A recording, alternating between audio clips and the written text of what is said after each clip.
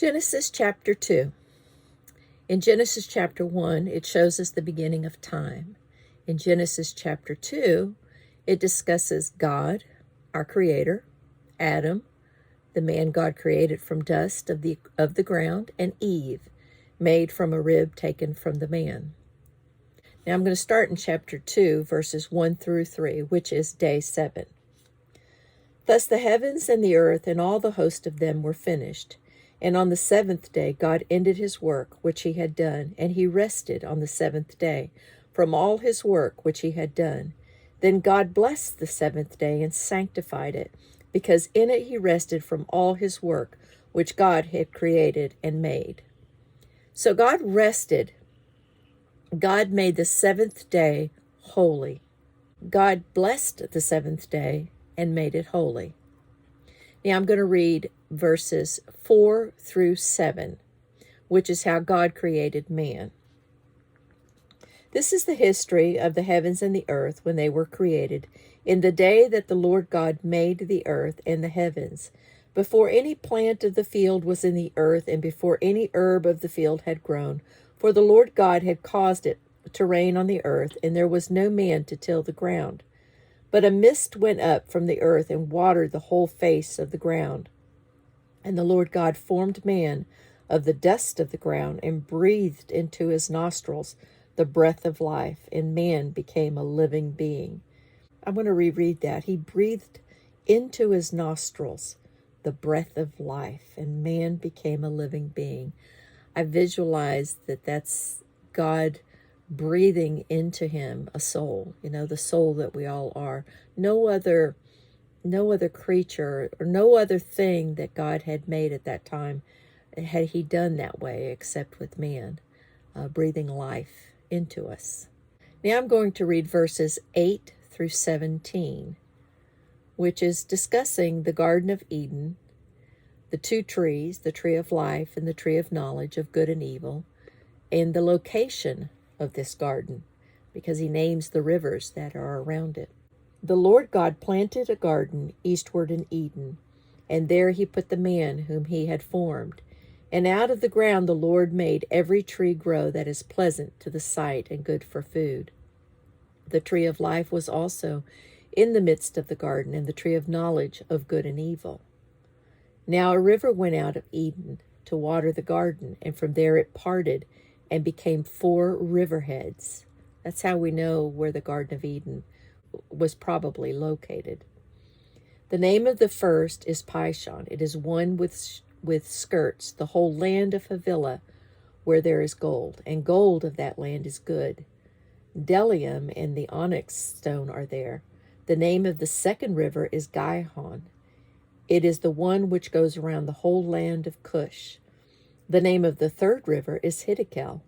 It is the one which goes towards the east of Assyria. The fourth river is the Euphrates.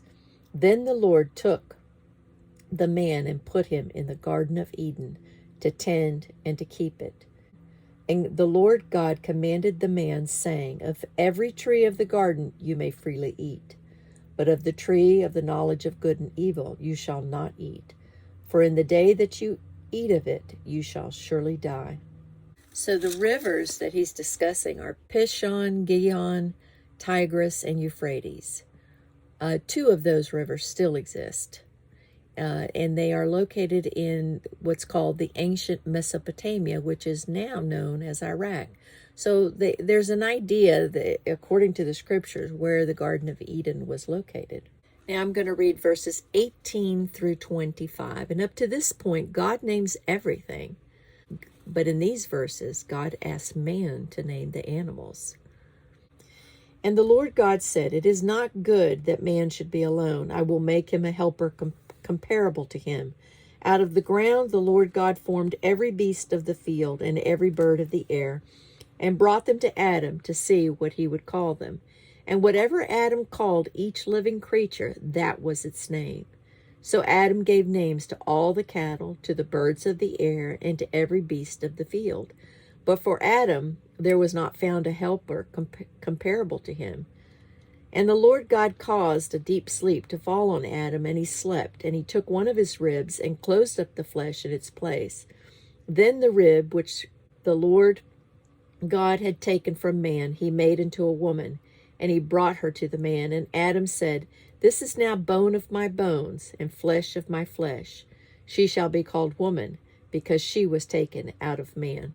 Therefore a man shall leave his father and mother, and be joined to his wife, and they shall become one flesh. And they were both naked, the man and his wife, and were not ashamed. God created the union between man and woman in this chapter, and I believe that marriage was designed in this chapter by God. It applies to me today in seeing how God created institutions such as marriage in the scriptures, as opposed to how maybe our government or the culture or the different religions set up their own ways of thinking how things should be. Marriage just being one of those examples, or many other things, because as we read the scriptures, you'll learn more about the way that God instructed for us to do life. But I'm studying the Bible the same way that I studied it when I taught my children. And I wanted to do these videos because I cannot be with my grandchildren every day like I was with my kids. Some of my grandkids are saved now and are interested in learning the scriptures, so this was the easiest way for me to do it, and I thought I would just share it with others who would be interested as well.